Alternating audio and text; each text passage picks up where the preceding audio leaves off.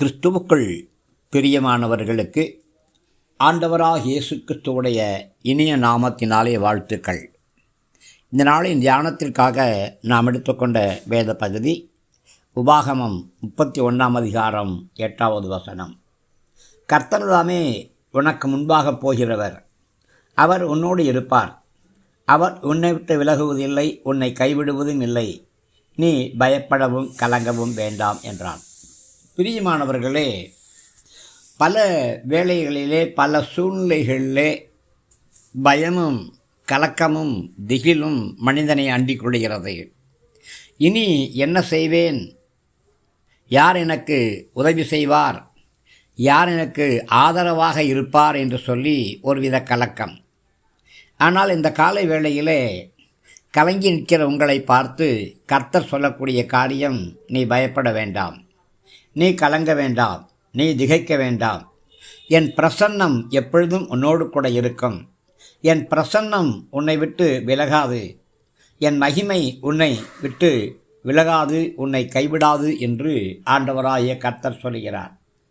எந்தெந்த காரியங்களிலே நீங்கள் பயத்தோடு காணப்படுகிறீர்களோ அவைகள் எல்லாம் சூரியனை கண்ட பனியைப் போல அது விலகி போகும்.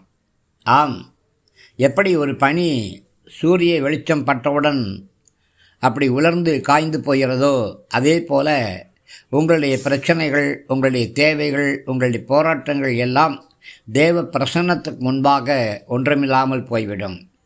ஒரு பொழுதும் அவர் உங்களை விட்டு விலக மாட்டார், அவர் உங்களை கைவிடவே மாட்டார். பிரியமானவர்களே, உங்களுக்கு விரோதமாக எந்த சத்துருவும் எழும்பி வந்து உங்களுக்காக போராட முடியாது, ஜெயிக்க முடியாது. காரணம் என்ன? கர்த்தர் உங்கள் பட்சத்திலே இருக்கிறார். கர்த்தர் உங்களுக்காக சத்துருக்களோடு யுத்தம் பண்ணுகிறார். கர்த்தரே உங்களுடைய பாதுகாப்பாக இருக்கிறார்.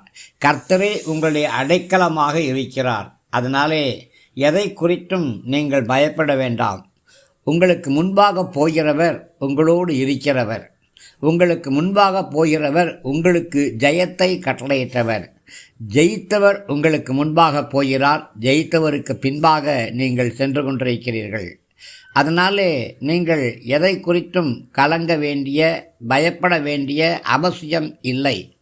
கலங்காதே, திகையாதே, நான் உன்னுடைய தேவன் என்று சொல்லியிருக்கிறார். அவருடைய நீதியின் வலதுகரம் உங்களை உறுதியாக பற்றி பிடித்து கொண்டிருக்கிறது.